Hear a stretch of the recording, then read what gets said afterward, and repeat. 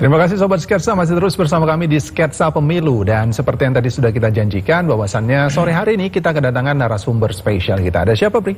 Ya, sudah hadir bersama-sama dengan kita di studio ada Bang JS Simatupang selaku Kabid Hukum Badan Relawan Prabowo. Selamat sore Bang JS. Sore Mbak, sore Mas. Ya, terima kasih sudah. Bang. Amin. Ya, terima kasih sudah menyempatkan waktunya bergabung dengan Sketsa Pemilu nih Bang JS. Oke. Kita berbicara mengenai konsekuensi hukum pelanggaran pemilu 2024. Sebelum kita membahasnya lebih dalam lagi Bang JS, menurut Bang JS secara pribadi, konsekuensi pelanggaran hukum yang terjadi pada pemilu kali ini sebesar apa sih kalau dibandingkan dengan tahapan pemilu sebelum-sebelumnya?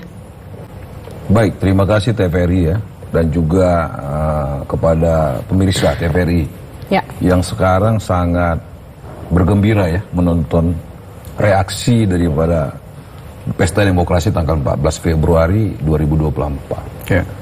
Kalau membandingkan sesuatu yang tidak baik, terkadang kita bisa benar, terkadang bisa lebih tidak benar. Tetapi seyogianya di setiap pemilihan umum akbar begini, kita harus jujur mengatakannya, siapapun pelaksananya, pasti perbaikan itu ada. Tetapi tingkat kesalahannya juga meningkat. Karena aktor yang sengaja membuat salah juga bertambah dengan caranya, aktor yang memperbaiki juga bertambah. Sehingga bagaimanapun pelanggaran itu memang ada.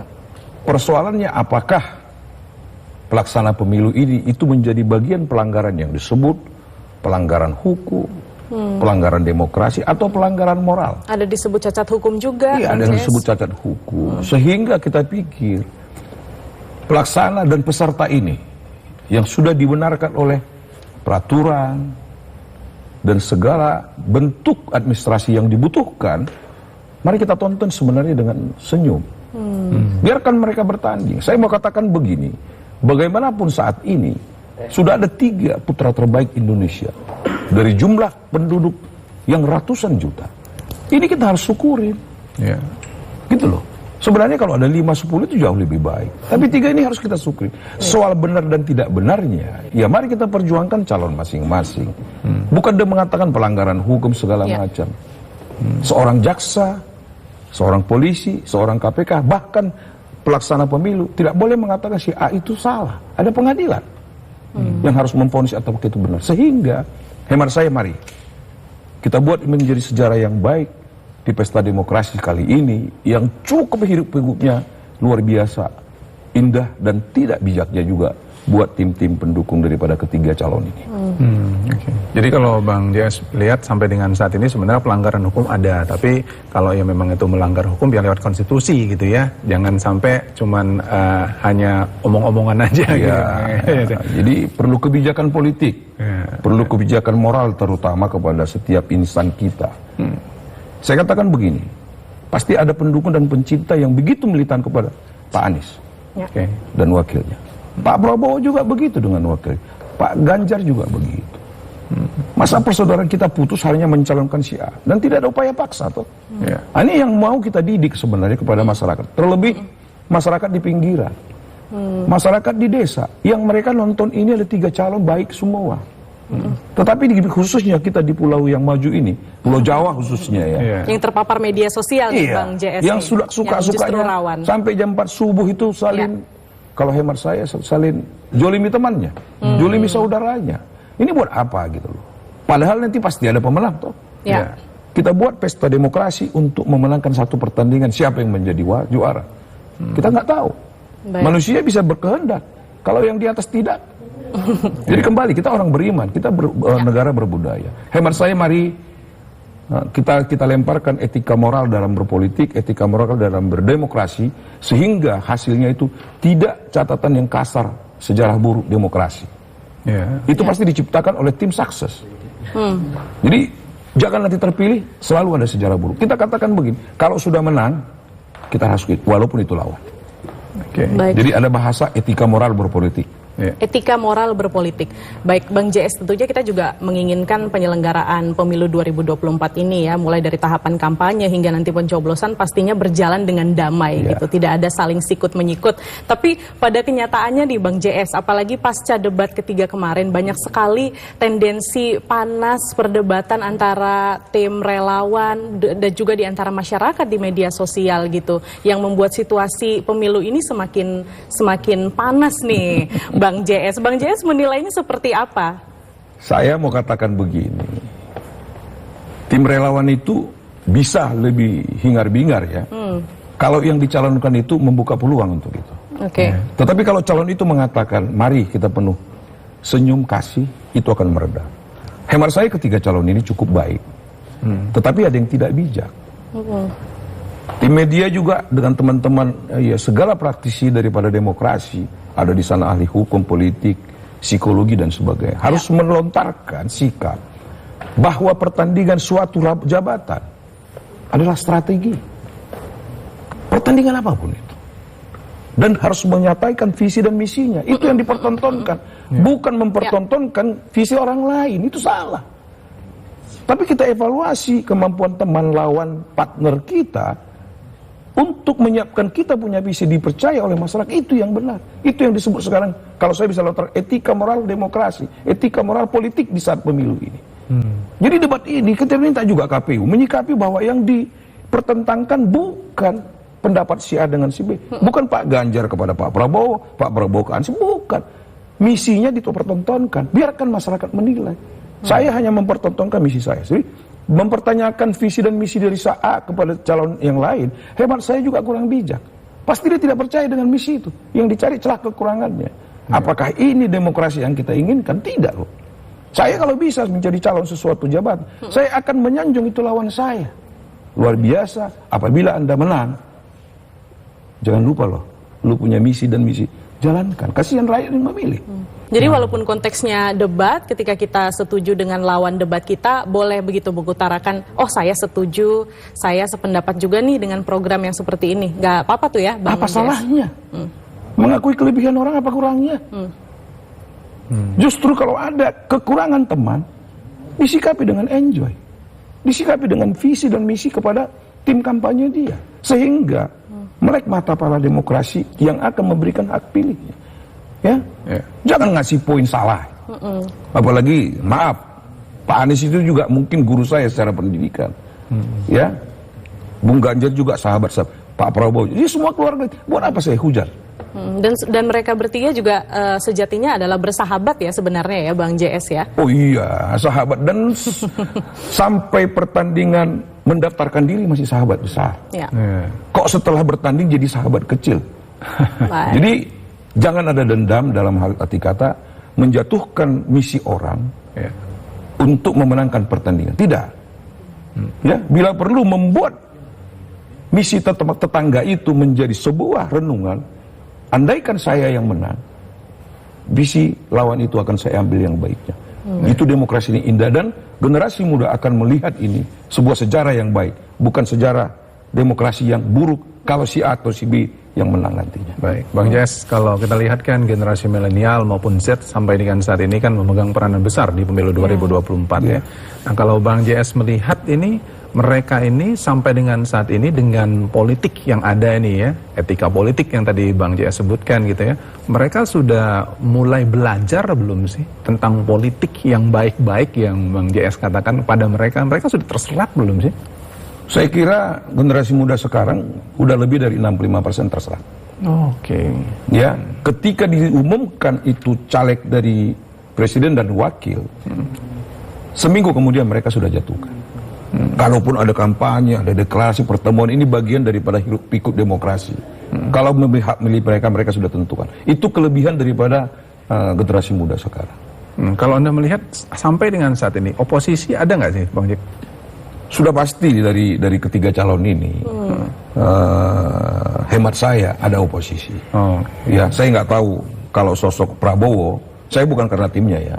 Ya, dengan bergabungnya dengan Pak Jokowi, dia tidak menginginkan ada oposisi. Walaupun dia pernah beroposisi, tapi sekarang apakah ini menjadi contoh yang sangat bijak?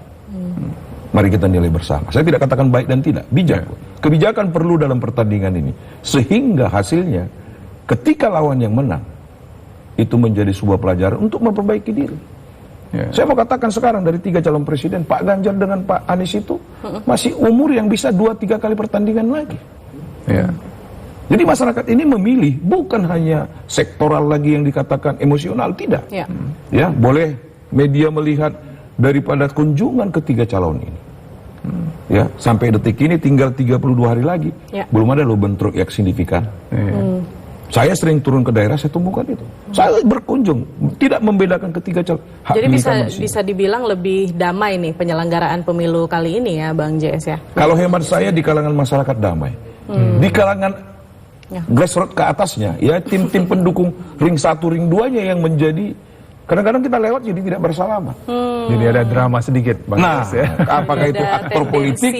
Berdebatnya juga nih di antara tim relawannya juga ya, Bang JS ya? Kita bisa katakan begini, sosok Anies itu bagaimana hubungan emosionalnya dengan Pak Prabowo. Sosok Ganjar bagaimana hubungannya dengan Pak Prabowo. Kita katakan segitiga dulu. Sejak Pak Ganjar jadi gubernur, Pak Prabowo jadi Menhan, hubungannya pasti begitu indah. Kalau dengan Anies, walau-walam lah ya hubungan. Tapi kenapa ketika menjelang 50 hari H, semakin tinggi sepertinya ego etik yang tidak bijak dalam berpolitik, hilang sirna yang karisma mereka itu memang berjiwa demokrasi. Ya, silakan menilai. Kalau saya tidak katakan, banyak orang mengatakan Pak Prabowo sekarang turun, wajar. Dia melihat dari segala kekurangan yang ada, itu wajar dengan konsultan yang bijak. Nah, konsultan Pak Anies bagaimana juga? Konsultan Pak Ganjar. Jadi banyaknya partai, banyaknya pendukung. Mari kita, bukan hanya pemilihan presiden kalau di sana ada pemilihan DPR loh, DPRD. Jadi ayo tim sukses ini, sektoral ini berbagai yang harus kita renungkan dan kita bijak untuk menilainya. Kepada masyarakat juga tim sukses. Ayo kita katakan, kita harus memilih, silakan. Walaupun misalnya Anda mengatakan, ya Pak Simatupang saya akan memilih Pak Anies atau Pak Prabowo. Di lubang bilik pemilihan berbeda siapa yang tahu. Betul. Yang paling terakhir hidup kita ini adalah kita percaya kita bertuhan.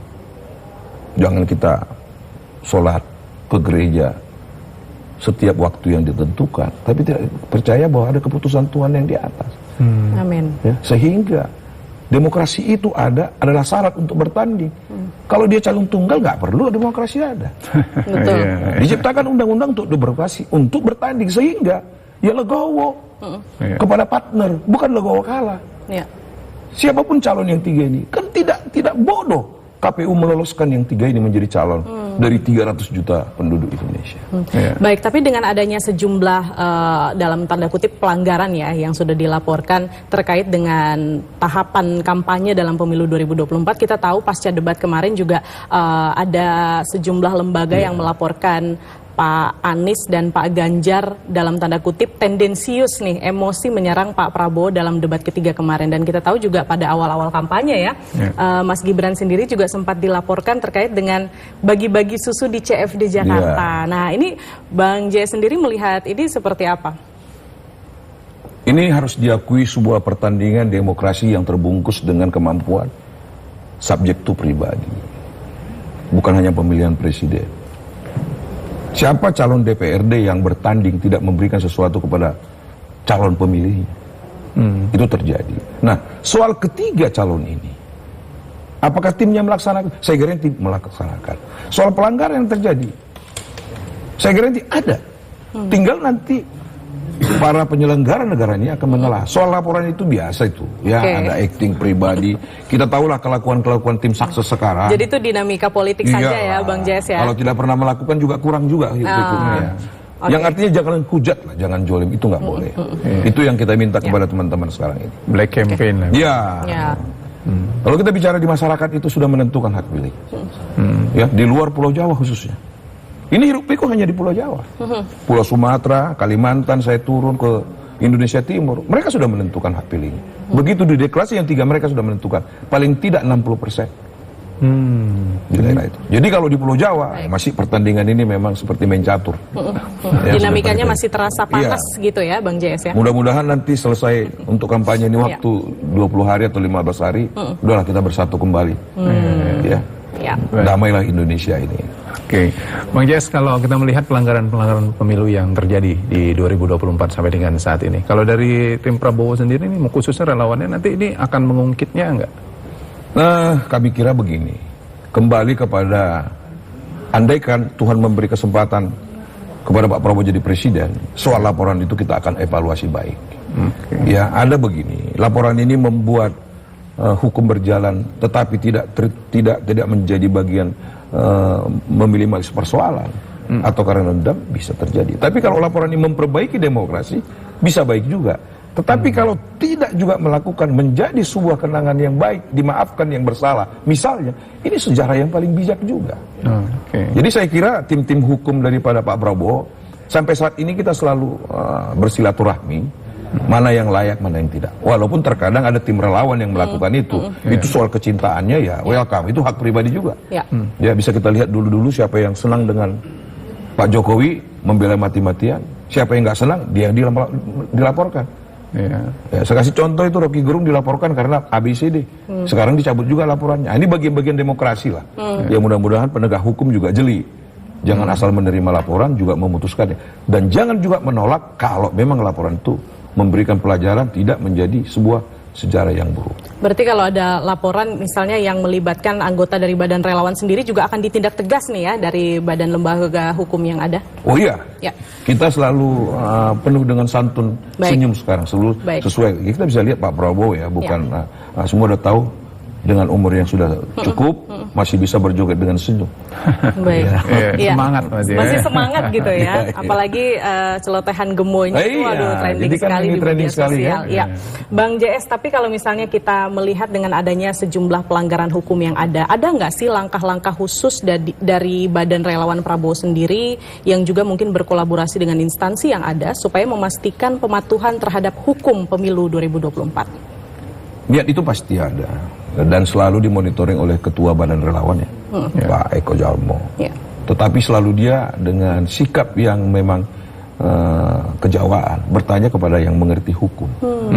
Apakah ini layak? Pasti layak secara hukum.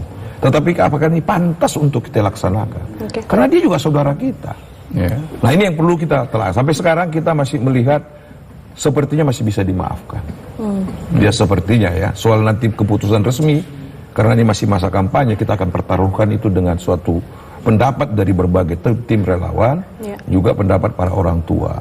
Apakah memang melaporkan itu sebuah pengkhianatan demokrasi atau sebuah memperjelas demokrasi dan juga memperjuangkan diri semakin baik, atau di mata masyarakat semakin tidak baik. Menegakkan hukum juga. Ya, menegakkan hukum juga bagus, tapi melihat penegakan hukum juga untuk orang itu. Contohnya begini. Ada orang yang dikasih minum mabuk untuk teriak-teriak kepada calon A, B, C gitu. Karena menyangkut kepada pilihan saya harus laporkan. Secara pidana terbukti, iya.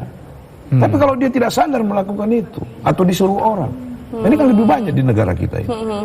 Akhirnya diiming-iming, kamu begini aja. Itu terjadi. Nah, di situ penegak hukum, pemilu ini, pengawasnya lebih jeli. Ya, kalau hemat saya yang paling baik adalah memberikan pendidikan demokrasi ini dengan etika moral. Jangan cacat sejarah pemilihan. Baik, Bang JS, menarik tadi itu. Mungkin bisa memberikan closing statement kepada Sobat Sketsa yang ada di rumah. Baik. 14 Februari 2024, jangan sampai mereka kehilangan suaranya. Iya. Silakanmu.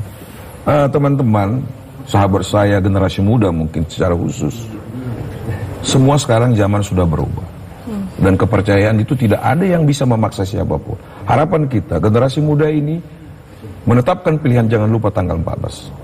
Ketika Anda tidak memilih siapapun calon Anda, yang Anda benar-benar memilih dari semua misi dan visinya berguna kepada masyarakat Indonesia secara umum, secara khusus kepada generasi muda, rugi kita. Harapan saya, 3 putra terbaik ini adalah sangat dinanti menjadi pemenang. Generasi muda menjadi penentu. Jangan lupa, generasi muda adalah pejuang negara ini di hari kemudian. Tapi kalau generasi muda bertanya ke saya, pilih siapa? Saya akan katakan, pilih Prabowo Gibran. Terima kasih. Luar biasa, Bang JS Simatupang. Terima kasih sudah bergabung dengan Sketsa Pemilu dan tentunya kita sama-sama berharap bahwa penyelenggaraan pemilu 2024 ini akan berjalan aman tentunya ya. Baik. Terima kasih sekali lagi Bang JS. Salam sehat selalu. Terima kasih Mbak. Dan Sobat Sketsa, kita masih punya informasi menarik lagi. Jadi tetap di sini ya di Sketsa Pemilu. Selain satu ini kami akan kembali.